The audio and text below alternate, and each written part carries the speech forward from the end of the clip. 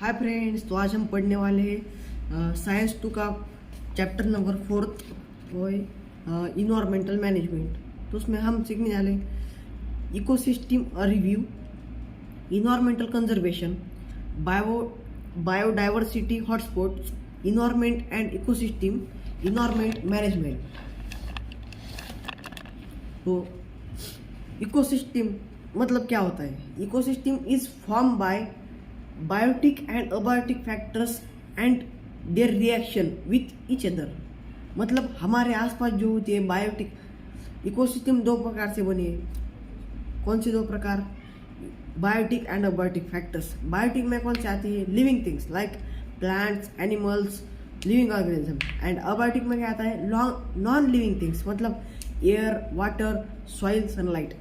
और इन दोनों को के बीच में जो रिएक्शन रहता है इसके ऊपर वो डिपेंड रहता है। मतलब टाइप ऑफ इकोसिस्टम में क्या होता है? Aquatic ecosystem and terrestrial ecosystem. Ecosystem को दो भागों में बटा हुआ है, वो है एक्वेटिक इकोसिस्टम एंड दूसरा है टेरेस्ट्रियल इकोसिस्टम। मतलब उसमें क्या है? एक्वेटिक इकोसिस्टम मतलब जो पानी में रहते हैं और टेरेस्ट्रियल इकोसिस्टम मतलब जो जमीन पर है। एक्वेटिक इकोसिस्टम में भी दो भाग है, वो है fresh water ecosystem and marine water ecosystem. Fresh water मतलब मीठा पानी पीने का, और मराइन वाटर सिस्टम मतलब जैसे कि एग्जाम्पल के तौर पर सी मतलब समुद्र और ओशियन महासागर। फ्रेश वाटर इकोसिस्टम मतलब लेक, रिवर, पॉन्ड, वेटलैंड, दल कि हम वो पानी पी सकते हैं। हमने पढ़ा है प्रीवियस स्टैंडर्ड मतलब 9th स्टैंडर्ड में हमने फूड चेन पढ़ी है। उसमें ये देखो हमारे टेक्स्ट बुक में दिया गया है फूड चेन की डायग्राम। उस पर है देखो प्रोड्यूसर्स, वो फोटोसिंथेसिस के हेल्प से खाना बनाते हैं अपना खुद का, वो ऑटोट्रॉपिक है और हम हेटेरोट्रॉपिक है। और हर्बोरस उनके ऊपर डिपेंड होते हैं, वो रहते हैं प्राइमरी कंज्यूमर्स। और आगे उनको खाने वाले कार्निवरस मतलब वो सेकेंडरी कंज्यूमर। और वो carnivorous is depends on herbivorous and और आगे आता है टर्सरी कंज्यूमर। टर्सरी मतलब snake is depend on frog. Snake stop over population of frog. And fourth number is quaternary, ये लास्ट है। अब स्नेक की संख्या बढ़ गई तो हम ईगल ऊपर से देखता है और उसके ऊपर पॉपुलेशन को रोक के रखता है। अब टेक्स्ट बुक में क्या दिया है? Ecosystem review. Ecosystem is form by biotic and abiotic factors and their reaction with each other. Each factor plays very important role in the ecosystem. Producer like plants are important. Herbivores like deer, goats, sheep, cattle, horses, camel, etc. Feeding upon producers. ये जो dear, गोट, sheep, cattle, horse, camel रहते वो depend रहते हैं producers पर खाना खाने के लिए। Predators like lion and tiger, which prevent the overpopulation of herbivores, are also equally important. A question may arise in our mind that whether the caterpillars found in nature, organisms present in filthy places, termites, insects present in dung are really useful. However, those organisms are also important, though they are dirty. They are responsible for cleaning the environment. It means that our existence is due to these factors present around us. Hence, we should care for these factors. नीचे can you recall में दो ये दिए questions, which are different trophic levels in food chain. दो trophic level रहती है food chain, और trophic level कैसे है? ये देखो ऊपर की तरफ ऐसे पिरामिड की तरफ दिया रहता है, उसमें डिक्रीज होती जाती है संख्या। मतलब सबसे नीचे प्रोड्यूसर, उसके ऊपर हर्बिवोरस, उसके ऊपर कार्निवोरस और उसके ऊपर ओमनिवोरस। तो प्रोड्यूसर्स होते हैं प्लांट्स, वो प्रोड्यूसर्स वो फोटोसिंथेसिस की थ्रू खाना बनाते हैं, वो प्रोसेस रहती है फोटोसिंथेसिस। और उसके ऊपर रहते हैं हर्बिवोरस का मतलब है फर्स्ट ट्रॉपिक लेवल, और कार्निवोरस होते हैं सेकंड ट्रॉपिक लेवल में, और ओमनिवोरस थर्ड ट्रॉपिक लेवल में। ये रहती है वो ट्रॉपिक लेवल। और what is energy pyramid? Energy pyramid मतलब, और तुमको मैं बता रही ट्रॉपिक लेवल मतलब each level in the food chain is called trophic level. So this pattern of energy exchange in an ecosystem is called pyramid of energy. मतलब energy pyramid ये हो गया. और डिस्कस में लिखा है जीव से जीवन, मतलब एक प्राणी दूसरे प्राणी के ऊपर डिपेंड है, इसलिए जीव से जीवन. और दिया है कंप्लीट द चार्ट, उसके ऊपर भी है लेट्स थिंक, मतलब a bird building nest on a tree feed upon the fishes in nearby pond, whether this bird is part of both that is tree as well as pond ecosystem. और नीचे दिया है complete the chart, fill in the blanks boxes and display the complete chart in classroom. So क्या दिया है ecosystem.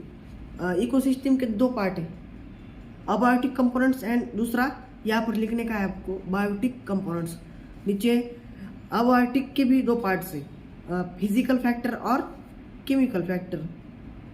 उसमें भी बटे हुए फिजिकल फैक्टर में आता है air, water vapour, mineral, soil, sunlight.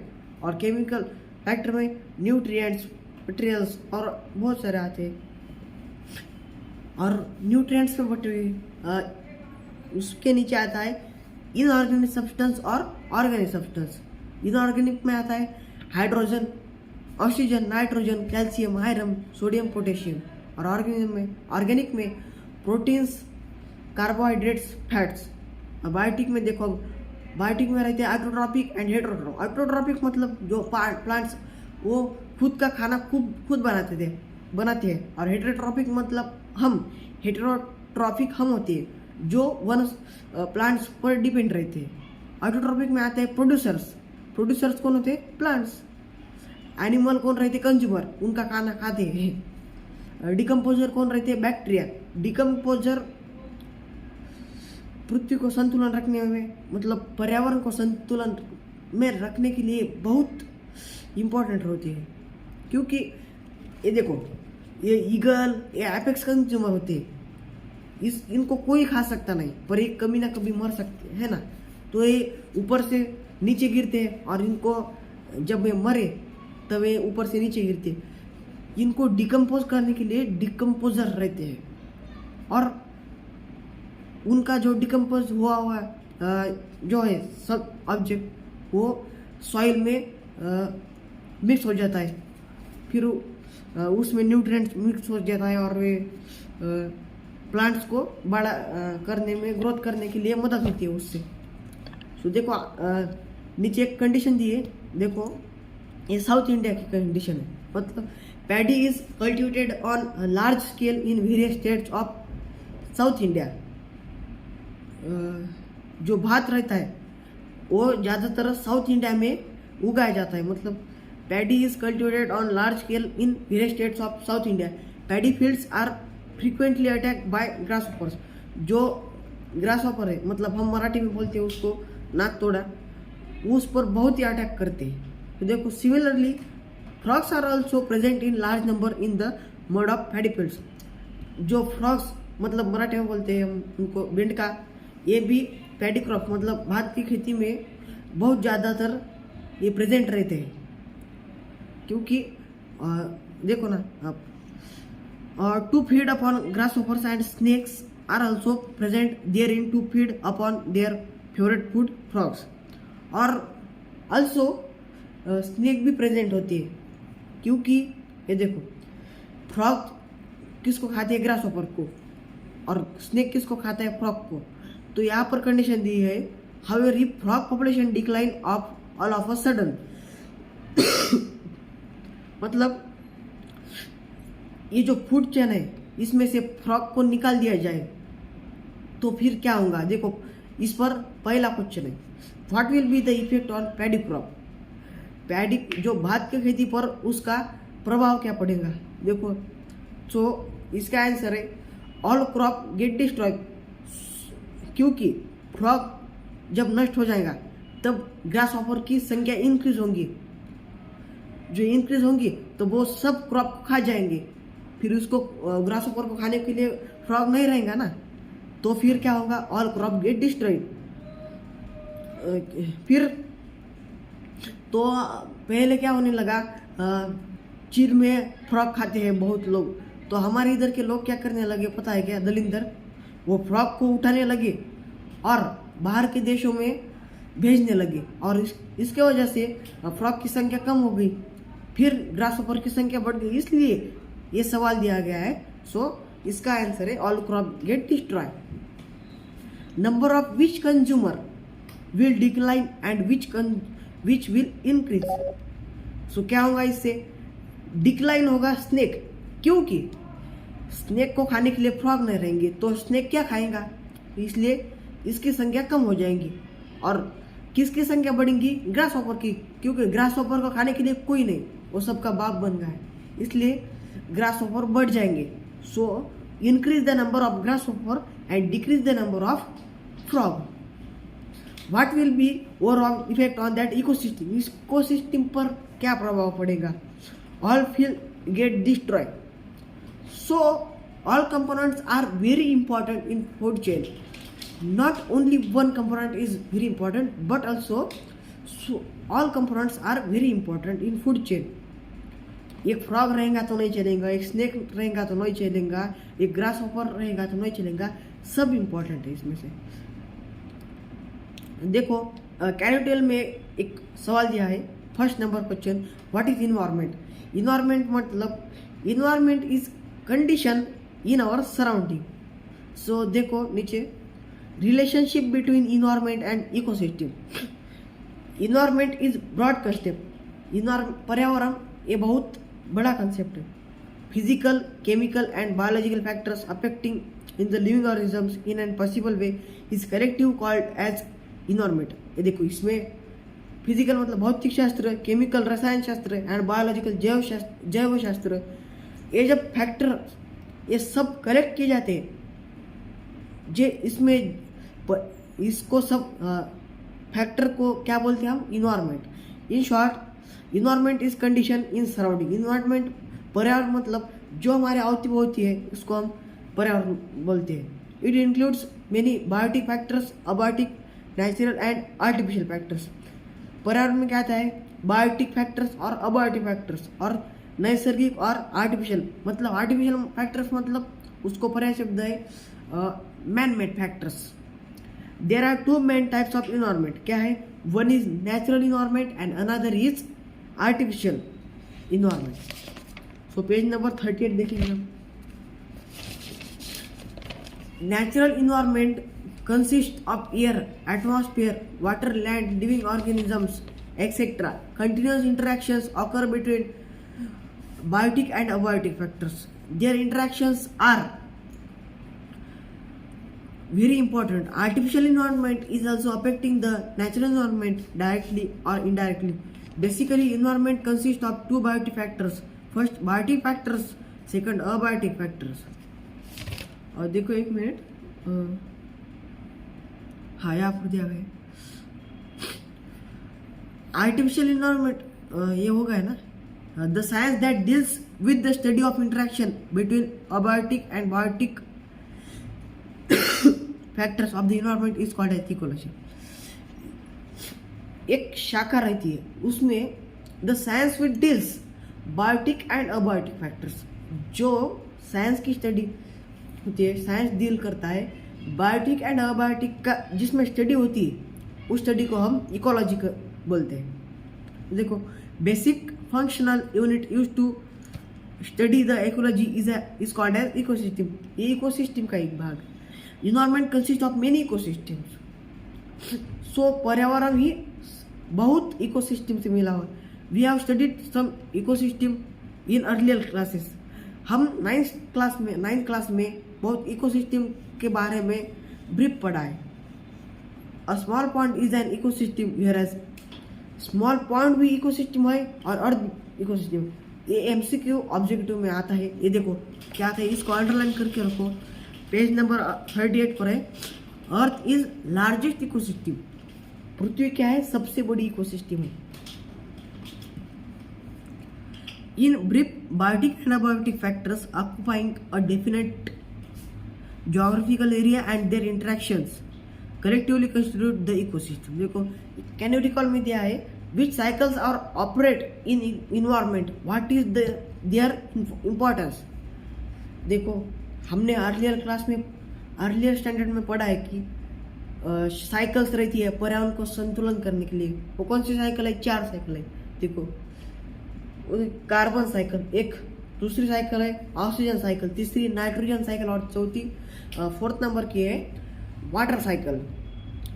दिया है नीचे, environmental balance is maintain through continuous operation of various natural cycles like water cycle और water cycle, carbon cycle, gaseous cycle, nitrogen cycle, oxygen cycle, etc. Environmental balance is also maintained due to various food chains of ecosystem. Human existence is totally impossible without the existence of nature. Hence, it is a basic responsibility of human being to preserve the nature without disturbing its balance. It is said that we have got this earth planet on lease from our future generation and not as an ancestral property from our ancestors. Ancestors मतलब हमारे पूर्वज। Hence, we should not forget to conserve it for ourselves and for future generation. यहाँ पर दिया गया है कि ये देखो हमारे एंसेस्टर्स ने हमारा ख्याल रखा है, उनकी वजह से ये निसर्ग है। हमें निसर्ग ऑक्सीजन दे रहा है, हम यहाँ पर अच्छे से रह रहे हैं। हमारा काम है इन्वायरमेंटल को कंजर्वेशन करने का, इन्वायरमेंट को अच्छे से संतुलन रखने का। पर हम वो छोड़कर हम पॉल्यूशन कर रहे हैं, like air pollution, noise pollution, water pollution. ये हमने करने का नहीं है। और आगे का कंसेप्ट है इन्वायरमेंटल कंजर्वेशन, पर्यावरण का संतुलन, संगोपन, संवर्धन। तो देखो when some natural factors of environment and some artificial polluted factors harm and the environment, it creates imbalance between various factors of the environment and ultimately affects the existence of biotic factors। यहाँ पर नीचे एक box दिया है factors affecting environment. यहाँ पर तकता है, उसमें 2 भाग है, नेचुरल फैक्टर्स और मैन मेड फैक्टर्स मतलब आर्टिफिशियल फैक्टर्स। उसमें नेचुरल फैक्टर्स में क्या है? अर्थक्वेक। और आगे आप बता सकते हैं ना, अर्थक्वेक, वोल्केनिक इरप्शन मतलब ज्वालामुखी का उद्रेक, ब्लड मतलब नदियों को पूर आती है, tsunami, Meteor fall, forest fire. और मैन मेड फैक्टर्स में क्या था? इंडस्ट्रियलाइजेशन, औद्योगिकरण, डिफॉरेस्टेशन, झाड़ तोड़, जंगल तोड़ आ रहे हैं, उसमें कंस्ट्रक्शन मतलब मन चाहे जहाँ पर हम घर बांध रहे, बिल्डिंग बांध रहे, उनका कंस्ट्रक्शन कर रहे, माइनिंग मतलब खुद का। अब देखो पर्यावरण ने, निसर्ग ने हमें मतलब प्रकृति ने हमें क्या दिया है? कोई एग्जाम्पल के तौर पर देखो कोयला, हम कितनी इलेक्ट्रिसिटी बर्बाद कर रहे हैं देखो, और उतने हम कोयला जमीन से निकल रहे, वो कभी ना कभी खत्म होने वाला है, उस पर कुछ बात नहीं, तो वो कभी ना कभी खत्म होना है। तो इसके लिए हम कम से कम उपयोग करें। जब बाहर जाते हैं तब लाइट बंद करके जाए। कुछ दलिंदर तो फैन शुरू करके रखते हैं और बाहर जाते हैं। सो अब आगे के कंसेप्ट है पोल्यूशन। सो पोल्यूशन मतलब क्या है? Contamination of any material is called its pollution. मतलब दूषितीकरण, किसी भी मटेरियल का दूषितीकरण, इसको हम पोल्यूशन कहते हैं। Unnecessary and unacceptable change in the surrounding environment due to natural events or human activities is called an environmental pollution। जो पर्यावरण को अनावश्यक है, जो पर्यावरण एक्सेप्ट नहीं करता, जो बदल पर्यावरण एक्सेप्ट नहीं करता, हमारे आजू बाजू में जो पर्यावरण है उसको नेचुरल इवेंट्स और ह्यूमन एक्टिविटीज से धोखा पहुंचता है, इसको हम इन्वायरमेंटल पोल्यूशन कहते हैं। ये रही थी हमारी इन्वायरमेंटल पोल्यूशन की definition. So factors for environmental, ये देखो ये बॉक्स के नीचे आप फिल कर सकते हैं। नीड ऑफ इन्वायरमेंटल कंजर्वेशन, इसके आगे ऊपर है रेडियो एक्टिव पोल्यूशन। ये देखो इसमें क्या होता है, रेडियो एक्टिव पोल्यूशन की definition, the introduction of radioactive substance to environment is called as radioactive pollution. Reason for radioactive pollution वो है नेचुरल और वो भी आर्टिफिशियल। सो नेचुरल में क्या रहते हैं, UV rays, IR rays. UV rays मतलब अल्ट्रावायलेट रेज और आईआर रेज मतलब infrared rays, INFRARED, infrared rays. उसमें यूवी रेज डायरेक्ट पृथ्वी पर आ नहीं सकती, उसको रोकने के लिए ओजोन लेयर रहता है। सो हम उसको क्या बोल सकते हैं, ओजोन को, ozone is umbrella of our earth. So इसमें क्या है, ये देखो हिरोशिमा और नागासाकी पर हिरोशिमा और नागासाकी पर न्यूक्लियर बॉम्ब पड़ा था। उसमें अभी भी उस प्रकृति, उसमें अब जीव सृष्टि भी आती नहीं ज़्यादा। उस पर जो भी उधर आसपास के लोग हैं वो ज़्यादा हैंडीकैप नज़र आते हैं आपको। आगे क्या दिया है, effects of radiation on animals of radioactive pollution. First क्या है, cancerous ulceration due to long exposure of X rays. क्या होते हैं एक्सरेज से, हमको खुजली आती है, ये देखो ऐसी, मतलब tissues of body get destroyed. हमारे बॉडी में जो टिश्यू रहते हैं वो डिस्ट्रॉय हो जाते हैं। जेनेटिक चेंजेस ऑकर म्यूटेशन, हमारे जेनेटिक चेंजेस होते हैं, मतलब हमको कुछ नहीं आता है। हम जब भी स्ट्रांग रहे तभी हमारे बच्चे वो उनमें कुछ जेनेटिक चेंजेस मतलब म्यूटेशन नज़र आता है। इफेक्ट्स ऑन विजन, हमको क्लियर नज़र दिखाई नहीं देती, हमको अच्छे से दिखाई नहीं देता। देखो need of environmental conservation, what we can do, spread awareness about rules of environmental conservation. अब जो बच्चे, जो किशोरवयीन बच्चे, टीनेजर्स, हम उनको बता सकते हैं पर्यावरण के बारे में, क्या पर्यावरण से हमें मिलता है, क्या लेना चाहिए, कैसा उनका संतुलन रखना चाहिए। Large amount of participation of people in conservation, हम सभा रख सकते हैं, उसमें हम बता सकते हैं इन्वायरमेंटल का महत्व, इन्वायरमेंट का पॉजिटिव एटीट्यूड हम रख सकते हैं। Knowledge about environment and it's value, उसका हम ज्ञान भी देख सकते हैं। Educated the children for importance of environment, जो बच्चे रहते हैं, जो स्टूडेंट रहते हैं, वो हम उस इन्वायरमेंट का इम्पोर्टेंस उनको बता सकते हैं। आगे कंसेप्ट है इन्वायरमेंटल कंजर्वेशन और सोशल रिस्पॉन्सिबिलिटी।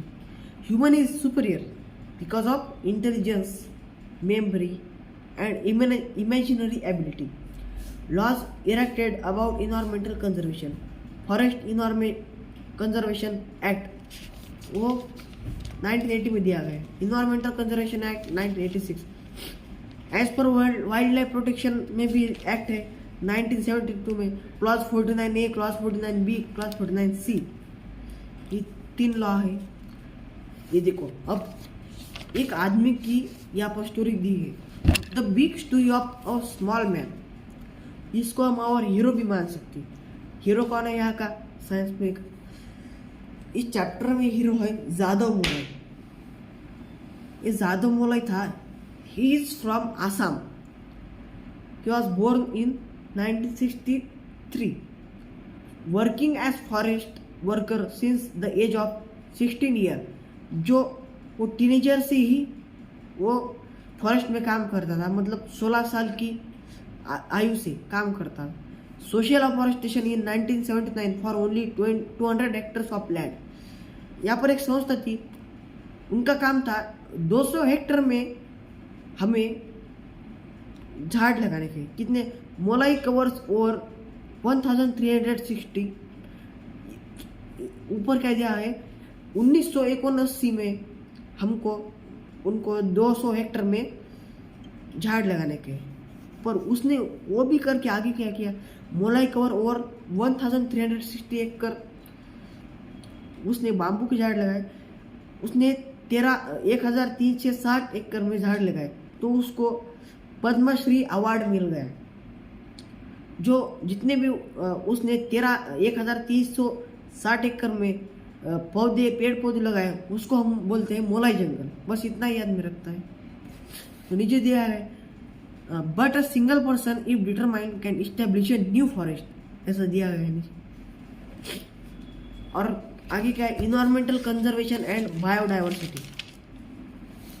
उसकी डेफिनेशन क्या देखो, biodiversity is the richness of living organisms in nature due to presence of varieties of organisms, ecosystem and genetic variation within a species. Levels of biodiversity क्या है? Level 3 level है, genetic diversity, species diversity and ecosystem diversity. अब देखो human क्या है, होमो sapien, उसमें भी है बहुत जेनेटिक लेवल और डाइवर्सिटी, मतलब वह भी जैसा है, कुछ काले है, कुछ गोर है, कुछ छोटे हैं, कुछ बड़े, उनमें भी वेरिएशन है।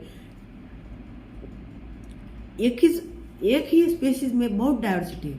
जेनेटिक डाइवर्सिटी मतलब diversity within the same species is called as genetic diversity. इतना ही याद में रखना है, क्या है, diversity within the same species is called as genetic diversity. Species diversity में क्या आता है, एलिफेंट, जिराफ, डियर। पृथ्वी पर खूब प्रकार की स्पेसीज है, जंगल में बहुत प्रकार की स्पेसीज हमको दिखाई देती है। इसमें एक किसमें आते हैं, स्पेसीज डाइवर्सिटी में। इकोसिस्टम डाइवर्सिटी में आते हैं, पर्टिकुलर रीजन में पर्टिकुलर डाइवर्सिटी दिखाई देती है हमें। फॉरेस्ट में कैमल, कांगारू ये सब नहीं दिखते, ये कहाँ पर, उनके इनके जगह कहाँ पर, डेजर्ट इकोसिस्टम में रहते हो। ये फॉरेस्ट इकोसिस्टम में नहीं होते, ये डेजर्ट पर रहते। और हमको एलिफेंट दिखता है कि डेजर्ट पर नहीं, हमको फिश, डॉल्फिन ये लैंड पर नहीं दिखती, क्या नहीं दिखती, ये दिख ही नहीं सकती। यहाँ पर उनको पर्टिकुलर प्लेसेस दिए गए। आगे गए सैक्रेड ग्रूव्स। सैक्रेड ग्रूव्स ये छोटी कंसेप्ट है, इसको हम मराठी में बोलते हैं, इसको देवराई कहते हैं। इसको पवित्र जगह माना जाता है, पवित्र। एखादा एरिया देवाजरावाने कंजर्व केला, मतलब ये जो एरिया रहता है ये अल्लाह के नाम पर, मतलब देव गॉड के नाम पर कंजर्व किया जाता है। The forest conserve in the name of God and it's considered as sacred is called as sacred groves. It act is a individual sanctuary. ये जो ये सदस्य नियुक्त जाते हैं, ये इसका काम संभालते हैं। इस पर गवर्नमेंट की ज़्यादा पावर नहीं रहती है। इस जगह को लोग पवित्र समझते हैं, लोगों को गॉड पर श्रद्धा रहती है, इसलिए around 13,000 sacred groves are there in India. लगभग 13,000 सैक्रेड ग्रूव्स हमारे इंडिया में, और महाराष्ट्र में है 250 सैक्रेड ग्रूव्स महाराष्ट्र में। और आगे इनलिस्ट एंड डिस्टेंस में कुछ सिंबल दिए गए। पहला सिंबल देखो आदमी का है, उसका मतलब है proper disposal of garbage. Garbage पर सही डिस्पोजल कर रहा है, गार्बेज को डस्टबिन में डाल रहा है। आगे क्या दिया है, एक चार्जर का प्लग दिया हुआ है और उसके साथ ग्रीन लीफ दिया है, मतलब use less electricity and use green energy मोर। मतलब इलेक्ट्रिसिटी का कम से कम यूज़ करो और ज़्यादा ग्रीन एनर्जी का यूज़ करो। ये हमें आगे टुवर्ड्स ग्रीन एनर्जी लेसन में अच्छे से सीखने को मिलेगा। ये ब्रीफ कंसेप्ट में आगे सब कुछ दिया है। तीसरा क्या है symbol, avoid motor vehicles and use bicycles. मतलब मोटर व्हीकल से पोल्यूशन होता है, क्या, एयर पोल्यूशन, और उससे कार्बन डाइऑक्साइड, कार्बन मोनोऑक्साइड का प्रमाण इंक्रीज होता है। और 4th नंबर का सिंबल है सेव वाटर। ये तो हम बचपन से देख रहे हैं। और आगे stick here a symbol know to you. यहाँ पर आप और भी सिंबल लगा सकते हैं जो आपको मालूम है, जो आपको पता है वो आप गूगल पर से भी ले सकते हैं। सो मैंने लिया है ऐसा ट्रायंगल का है 3R का। सो 3R मतलब reduce, recycle and reuse.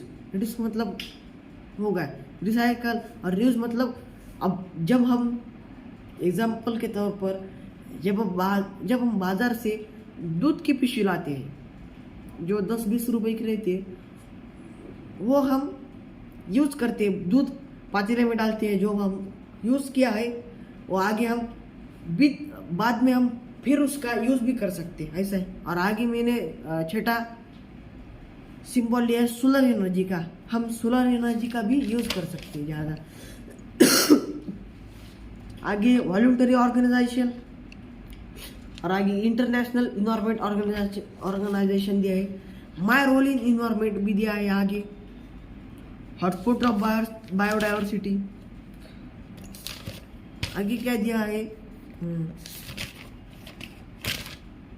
Classification of threatened species. इसमें पहला है endangered species. The organisms are about to extinct, the number is declined due to negative factors, changing food habitat strength। मतलब इसमें क्या है, लॉयन टेल्ड मंकी और laser florican. ये क्या है, लॉयन टेल्ड मंकी। ये हमें टेक्स्ट बुक में यहाँ पर इसकी तस्वीर देखने को मिली। ये देखो, देख रहे हैं आप, ये लॉयन टेल्ड मंकी। आगे 2 नंबर का रेयर स्पीसीज। इसमें uncommon species, number of this organism is declined considerably and may extinct very fast. इसमें red panda must be. Red panda की पर यहाँ फोटो है, देखो ये रेड पांडा।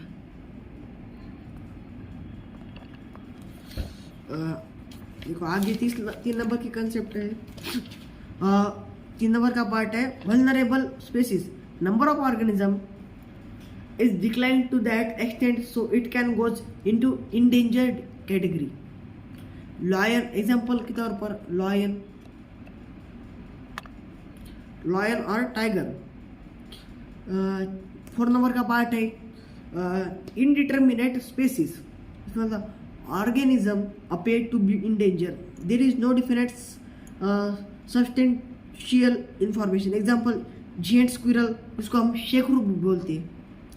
IUCN, इसमें देखो डू यू नो में दिया है IUCN, international union for conservation of nature. इसमें रेड लिस्ट दी है और pink pages, red list, green page, pink page. ये हमारा यहाँ पर लेसन खत्म हो चुका है। धन्यवाद। हमें हमारे चैनल सोम इट्स नानखेड़ कर रहा हूँ, इस चैनल को सब्सक्राइब करें, अपने दोस्तों को शेयर करें, और अच्छा लगे। मेरी भाषा तो कमज़ोर थी थोड़ी हिंदी में, क्योंकि मैं मराठी, मेरी मातृभाषा मराठी है, तो लाइक भी करें। धन्यवाद।